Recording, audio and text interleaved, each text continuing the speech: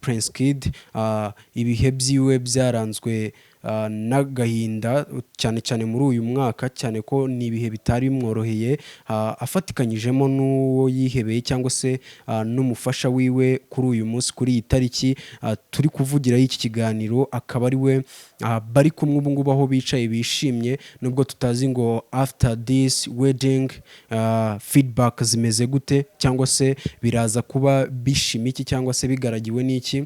Uyu Prince Kid rero akaba afatikanyije urugendo rwiwe n'umukunzi we tuzi nka Iradukunda Elsa. Akaba Elsa twavuga ko ari mu ntoki. Elsa ni umuntu munini cyane. Uyu rero Miss Iradukunda Elsa ni umukobwa wagaragaye mu mashusho agiye atandukanye ubwo yarwaniraga urukundo rwe ari rwo alias Prince Kid mu rukiko, mu nkiko zigiye zitandukanye, bagendaga bari kumwe kenshi na kenshi, kugeza ahubwo Iradukunda Elsa nawe yaje kubyinjiramo, yafunzweho. Uyu mukobwa ariko yanga kuva ku izima, kuguma ku rukundo rwe, arazitira, yanga kuvaho, kugeza ubwo alias Prince Kid yitegereje uyu mwana w'umukobwa akavuga ati nanjye uyu niwe nzozi zanjye, cyangwa se ubundi ibyo najyagamo byose, uyu niwe rubavu rwanjye, niwe nakabaye turi kumwe dufatanyije ukuboko kugira ngo tuzagere ku byinshi bigiye bitandukanye. Uyu Prince Kid ni umugabo waranzwe no kunyura mu bihe bibi bigoranye mu by'ukuri.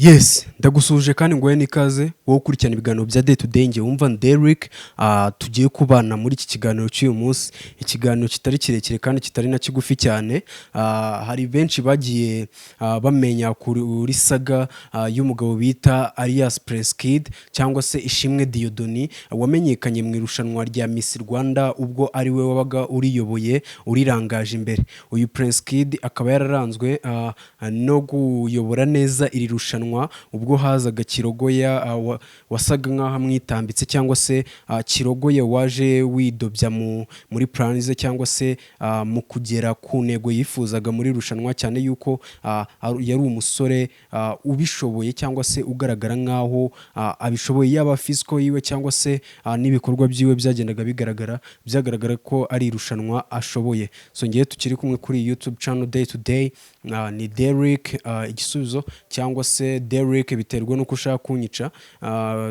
biterwa nuko ushaka kumpamagara cyangwa se kunyita. So hari nimero yanjye biraho hasi ku kiganiro ibipininzeho, ushaka kunyandikira ukama ibitekerezo, cyangwa se ukaba ushaka ko tuganira mu bundi buryo.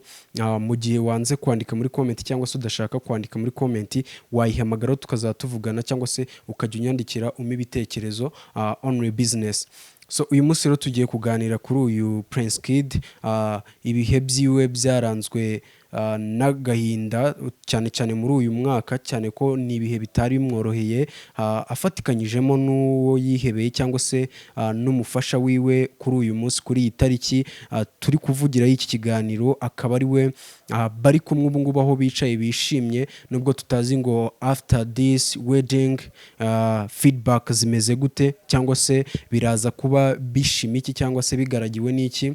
Uyu Prince Kid rero akaba afatikanyije urugendo rwiwe n'umukunzi we tuzi nka Iradukunda Elsa. Akaba Elsa twavuga ko ari mu ntoki. Elsa ni umuntu munini cyane.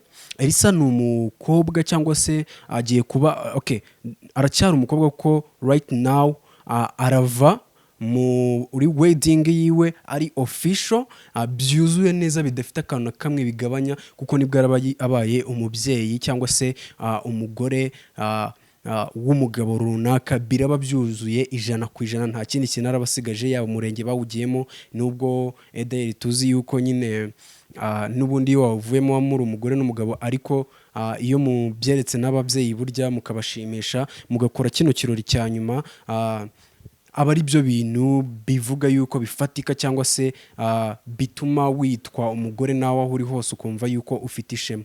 Rero uyu Iradukunda Elsa nawe yabayeho Miss Rwanda, murabizi mwese. Uyu Iradukunda Elsa, impamvu mvuze ngo ni muntu ki, ntago ari umukobwa umeze nk'abandi bakobwa.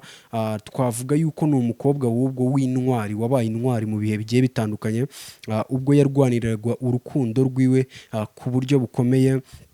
Ubwo hazaga iyi saga ya Prince Kid, abenshi bumvise, niba mwaragiye mubyumva, abamisi bose hafi ya bose, ntabwo tuvuze bose ariko tuvuze hafi ya bose, bumvaga yuko bari ku ruhande basa nkaho bakomitanye bashaka kugwishamo uwo twakita nka alias Prince Kid cyangwa se Ishimwe Diodoni, ari we wari uyoboye iri rushanwa. Wumvaga ko basa nk'abamurwanya bashaka yuko ajyamo. Abantu benshi bakibaza ati si bundi muri uku gufungwa kwa Prince Kid cyangwa se muri uku gushaka abantu aba bakobwa bashaka kumufungisha, bakibaza ati bo babifitemo iyihe nyungu? Bamwe ati nuko bashaka kwegukanira irushanwa akaba ari bo bariyobora, abandi ati nuko koko ibyo bamurega yabikoze, abandi ati uyu musore baramubeshyera, uko agaragara siko bamuvuga, ahubwo bashaka kumugwishamo mu buryo bwo kugira ngo ririya rushanwa rya Prince Kid cyangwa se rya Miss Rwanda baryegukane barigire iryabo. Uyu rero Miss Iradukunda Elsa ni umukobwa wagaragaye mu mashusho agiye atandukanye, ubwo yarwaniraga urukundo rwe ari rwo alias Prince Kid, mu rukiko, mu nkiko zigiye zitandukanye, bagendaga bari kumwe kenshi na kenshi, kugeza ahubwo Iradukunda Elsa nawe yaje kubyinjiramo, yafunzweho.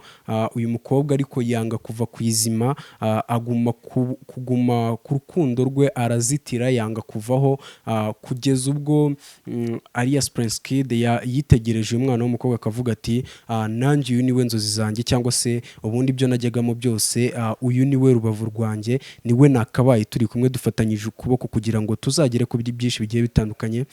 Uyu Prince Kid ni umugabo waranzwe no kunyura mu bihe bibi bigoranye mu by'ukuri, ubwo yaburanye mu nkiko zigiye zitandukanye, ikibazo cyo cyangwa ikirego cyiwe kikageraho kikanavaho, donc wakagaruka ikindi kirego kijyanye n'ubujurire cyo kuburanisha amajwi cyangwa se cyo kuburanishwa amajwi, ubwo hari amajwi uwo twakita nka Muheto Divine yamufashe bari mu modoka, amara ngo igihe kingana n'isaha yose. Gusa aya majwi ubwo yazaga mu rukiko aje mu bujurire, yagaragaye afite iminota 16.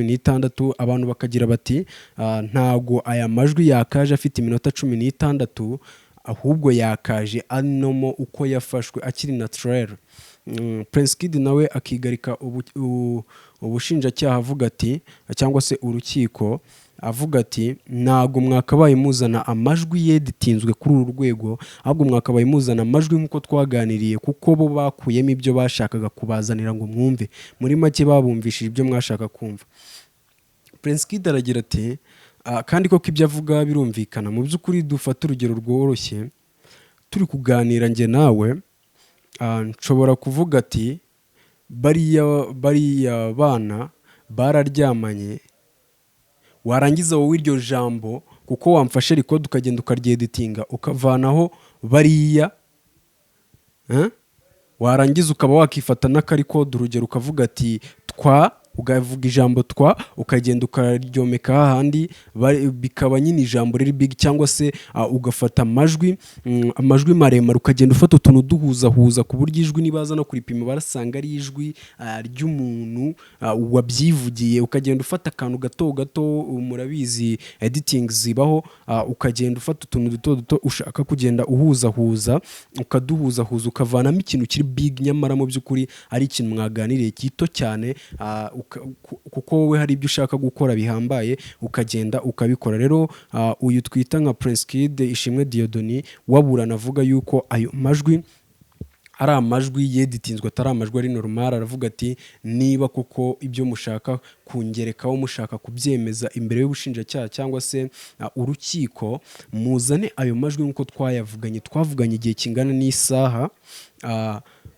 turavugana kugira ngo mwumvishe koko ibyo twaganiriye byose. Ariko nanone bakongera bakavuga bati ibyo twumvise muri aya majwi mu by'ukuri ntabwo ari ibintu birenze cyangwa se ibintu bihambaye, kubera yuko buri musore wese aratereta. Niba ariya majwi nawe warayumvise, wowe muntu wayumvise cyangwa nawe utarayumvise, turaza kuyashaka cyangwa se tuzanayabumvishe mu kindi kiganiro tuzakora. Niba abasore mwese mubizi neza, iyo turi gutereta anyway dukoresha uburyo bwinshi bugiye butandukanye ariko bujya guhura n'ikintu kimwe. Kandi akenshi abasore benshi batereta bakurikije irari bafite. Kandi anyway ubuzima bw'abasore bugizwe n'ibika bitatu. Harimo igika cya mbere gikomeye cyane batajya bapfa no kwihanganira, nicyo gika twakita nk'igihambaye, ni igika cy'irari. Bagira ikintu cy'irari gikomeye cyane ku buryo kukihanganira ni ikintu kiba kidashoboka cyane. Yuko Miss Jory cyangwa se Mutesi Jory ni umuntu wari munini muri Miss Rwanda, cyane yuko ni n'umukobwa mwiza. Anyway ni umukobwa mwiza ugaragara neza, umusore wese nubwo byaba bimeze bite wamwifuza, ntabwo ari umukobwa mubi edayeri. Rero uyu Prince Kid mu majwi yumvikana ari gutereta, gusa bo ntabwo babyita gutereta, babyita twabyita ngo kira, sinzi igika babyise, ndaza kugishaka neza tucyumve. Uburyo babyise n'uburyo twe twabyumvise muri recorded ni ibintu bitandukanye. Wumva Prince Kid uvanyeho ya majwi bakuye, wumva ko aba ari gutereta bisanzwe nk'abandi basore bose, ariko bo kubera ya editing n'utuntu bagiye bawongeramo turyoshya inkuru, bagashaka kubyumvikanisha ukundi kuntu. Rero Prince Kid aho ngaho sindi buhatinde, ahita babwira yuko ashaka amajwi nk'uko bayaganiriye isaha yose, nabo bakavuga ati turayajyana muri Rwanda Forensic Laboratory. Ubwo bamwe batari no kwemereye Rwanda Forensic Laboratory, ubwo bari bayiziho DNA n'ibindi bigiye bitandukanye, ariko batari bazi yuko bapima n'ibintu by'amajwi. Ariko Rwanda Forensic Laboratory nabyo bakaba babipima, bo bakemeza yuko aya majwi ari normal, ari amajwi ameze neza. Rero nta nubwo ari icyo kituzanye kugira ngo tuvuge tubasubize inyuma mu bihe byagiye bivugwa, ahubwo tuje hano kugira ngo twishimire ibyagezweho cyangwa se intego zagezweho. Ubwo Prince Kid aheruka kuburana, urukiko rwafashe umwanzuro rusubika iburanishwa cyangwa se kuburana, rwimura amatariki cyangwa se rwimura ukwezi ubwo Prince Kid azaburana muri uku kwezi kwa 9 kuri kuza. Ariko nk'umugabo ukomeye cyangwa se nk'umugabo w'intwari, yaravuze ati ntaburana, natsindwa ntatsinda, najya muri gereza cyangwa se ntayijyamo, byose ndabyiteze, ariko nibishobora gukuraho umugambi wanjye wo kubana na Miss Iradukunda Elsa, umufasha wanjye nkunda cyangwa se umugore wanjye w'ahazaza cyangwa se umugore wanjye wo guhera none kugeza ubwo nzitaba Imana. Uyu Prince Kid rero abantu benshi bakaba bari kumuha congratulation. Prince Kid ubukwe bwiwe bwaranzwe n'iki? Ubu turi kubuvuga nibwo busa nkaho bugiye kurimbanya, nta nubwo buraba ngo butangire bube big. Ubu ngubu biracyari gukusanywa gusa, abantu bajyayo gusa, nyine bwatangiye right. Ariko Prince Kid ewana ntago ibyo ngibyo ashaka kubikozwa, ashaka kwenjoyinga life yiwe na Miss Iradukunda Elsa mu bukwe bwe bw'uyu munsi. Ubwo ari ubukwe buri gutahwa n'abantu benshi, gusa Miss Iradukunda Elsa na Prince Kid mu bukwe bwabo hari abantu tutabonyemo, hari abantu batajemo, nka Miss Jory Mutesi. Ntago rwose ubwo research zacu zagiye zireba hirya no hino ntawigeze agaragara muri iki gisata cyahagiye kubera ubu bukwe, keretse niba araza nyuma ntawamenya. Gusa turaza no kuba update nyuma yabwo, tuvuga uko byagenze. Ubu bukwe ntuze kugira ngo uraza kubona kuri izi kamera, cyangwa se niyo wabona ushobora kubona utuvideo duto turi aho ngaho, ntabwo waza kubona wedding cyangwa ngo ubone highlight nk'uko ikwiye, kuko ni ubukwe bwakaniwe, ni ubukwe butemerewe kwinjiramo kamera y'umunyamakuru iyo ari yo yose. Harinjiramo kamera za Ishimwe Diedoni nka archive yiwe y'ubukwe bwiwe, ariko nta kindi kinyamakuru cyemerewe. Abanyamakuru yego bemerewe kujyayo like kana bo batumiwe, apana umunyamakuru wari we wese. Ibi rero bigakora iki? Ibi ngibi byerekana yuko Prince Kid mu by'ukuri abantu bamusigiye kutizera, cyangwa se ashobora kwemerera itangazamakuru ugasanga rijyanywe no kureba utuntu tundi. Mu by'ukuri itangazamakuru naryo hari ibintu rigenda rikora bitari byiza. Ubu Prince Kid ashobora gutanga urushya akavuga ati ewana mwemerewe kuza mukakavaringa ma word, ariko mwageramo ugatangira kureba twa tuntu tw'uturyoshya nkuru, ukareba hariya Prince Kid yari ameze gutya, wabonaga afite ubwoba, akaba ari two dutahita batangira kwandika. Mu by'ukuri kandi Prince Kid iki gikorwa arimo ni igikorwa cyo kwishimira ibyo agezeho cyangwa se ibyo ari gukora muri aka kanya. Abantu rero bakibaza ngo iki, bakibaza ati feedback z'iyi wedding zimeze zite? Ese Prince Kid after this wedding azahembwa iki? Ese azahembwa kujya muri gereza?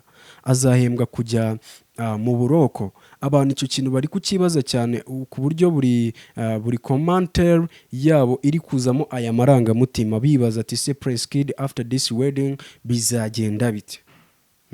Kandi koko nawe wese wabyibaza, kuko Prince Kid mu by'ukuri ntago ari umuntu warangije kuburana byose ngo tuvuge ngo birafunze. Gusa bamwe bari kugira bati amategeko yacu cyangwa se ubushinjacyaha bwacu cyangwa se urukiko rwacu, amategeko yacu tuzamenya ko ari amategeko koko cyangwa se ari inkiko zikomeye kuri urubanza rwa Prince Kid. Ubwo ruzacibwa tuzamenya ngo tugeze mu buryo bw'amategeko, niko abantu bavuga.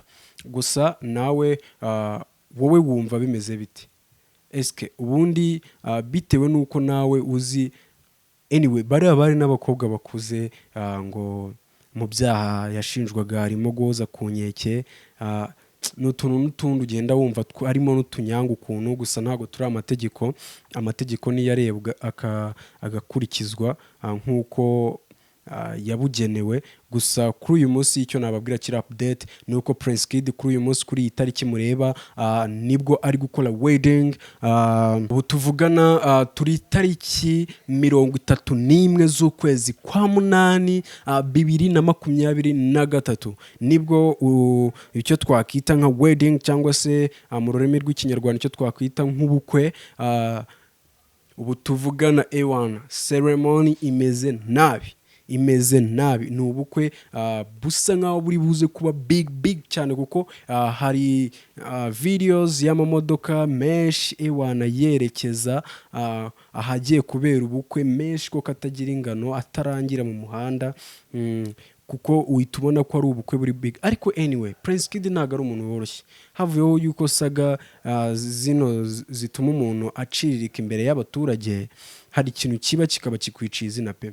Prince Kid ni umuntu uri big ku buryo bukomeye, ariko kubera iyi saga, kandi Prince Kid ni umuntu wagize fans nyinshi cyane, kuko ubwo yarekurwaga bwa mbere mwabonye amarangamutima y'abaturage ukuntu yari ameze, cyangwa se kwishimira yuko atashye, byari ibintu bihambaye. ubona abantu bamwe barira. Prince Kid ni umuntu uri big muri showbiz, cyangwa se ni umuntu uri big muri media, cyangwa se ni umuntu uri big mu mitima y'abaturage, cyane yuko ni umuntu ushinzwe Miss Rwanda. Nubwo iri rushanwa rifite, ariko n'abariririraga n'ubundi still ryabaye rihagaritswe. Ndumva n'ubundi ibyo bari kuririra still bishobora no guhinduka ejo twumva ngo ntiririho, cyangwa se ryafashwe n'undi udafite aho ahuriye n'abaririraga. Ubwo ntabwo twakamagana ibitekerezo by'abaturage. Niba umuturage agira ati iri rushanwa impamvu bashaka gufungisha Prince Kid ni uko harimo abashaka kuryegukanwa naho mu buryo bumwe cyangwa se ubundi. Ariko iki kintu cyanashoboka, ntawamenya, biravugwa, cyanashoboka yuko rwose bashaka kuryegukana bagashaka kumwerekeraho. Gusa Imana niyica urubanza. Ntago Prince Kid ngewe mubonera mu ishusho yo gufungwa, wapi, ntago bishoboka, nta nubwo bizaba. Azarekurwa nk'abandi bose, ajye kwituriza we na madamu we, niba hari irushanwa nasubizwa arisubizwe, cyangwa se. Gusa ngewe ikintu navuga cyo, nawe narekurwa azarege indishyi, kuko ewana yarasirishijwe byatari. Ewana mbese ntibatumye ashyira akaraso ku mubiri, kuko nk'ibi biharimo byo kujya muri wedding atekereza n'urubanza, byakaba ari ibintu bitari wowe ubwo ari kwishimira wedding, ariko buri kintu kibera igihe. Anyway hari n'igihe iyo bitaba bino ushobora gusanga atari kumwe na Miss Iradukunda Elsa. Kameme ibi byose bibera kubw'impamvu buri kintu kiba gifite time yacyo mu bantu bizerera mu iyobokamana. Buri kintu cyose kiba gifite time yacyo cyangwa se igihe cyagenewe. Ni nk'uko bavuga ngo umuntu apfa igihe cyageze kameme. Rero ushobora no gusanga igihuje uyu Elsa na Prince Kid ari disupiti, nta kindi kintu ari ubu bucucu bwo mu tuntu n'utundi turi kubera muri iyi mihanda, bamuzana ibi n'ibi. Anyway, reka ibyo ngibyo tube tunabivuyeho. Twari twicaye kuri izi kamera za day to day kujya tubakubite new update mu kanya cyangwa se ejo. Turabyuka twicaye hano none tubabwira update ku bukwe bwa Kid cyangwa se uko bwari bumeze, uko byari byifashe. My dear friends, ntugire ngo uyu munsi birarara birangiye, never. Ejo wedding izakomeza, ni ikirori kiri big. Ntago ari bwa bukwe b'umunsi umwe ngo bite burangira. No. Ejo wedding izaba ikirimbanije, izaba ari umuroso. Twari twicaye no kujya tubabwira uko byifashe. Ngewe ndacyari Derek kuri izi kamera za day to day, tubanaho umunsi ku munsi. Kare ka new update mbazaniye ku bafana ba Kid ndetse n'ababisha be, mu byumve uko byifashe. Mwamwanga mutamwanga ntibivanaho yuko uyu munsi ari muri party. It's a wedding man. Ako nimukagire imijinya wana, mujye mwishima, mugireho umunenjoying. Ubuzima ni bugufiya. Iki cyumweru ni icyumweru cyiza. Anyway, ni icyumweru cyiza tu. Wowe ubabaye rwose aho uri hose, nkubwire ngo ni akazi kawe. Ni icyumweru kigiye kutubera cyiza cyane tu. Nawe rero nagushishikariza kumva wiyoroheje mu mutima. Niba ari akazi cy'ukagaceka, niba ari iki byose. So genda cyari Derek. Iyi ni day to day, icyo twakita ngo umunsi ku munsi mu rurimi rw'ikinyarwanda, kugira ngo tujye tubababera mu ma new update yose cyangwa se mu ma trending news. Njyewe ndacyari wa wundi imbere yanyu. Comment zanyu ni ingenzi ku biganiro tubagezaho. Komeza rero ugira ibihe byiza uri hirya no hino mu gihugu cy'u Rwanda, diaspora n'abandi bagiye batandukanye. Mumererwe neza aho muri, tuba tubasuhuza cyangwa se tunabifuriza kugira ibihe byiza, kugira ngo mukomeze murebe kuri YouTube channel ibagezaho ibiri bishya byimbye cyangwa se amakuru manini. Uyu munsi tuzava muri iki gisata cya Prince Kid twinjira mu gisata cya politique. Rero reka nkubwire ngo ciao ugire ibihe byiza.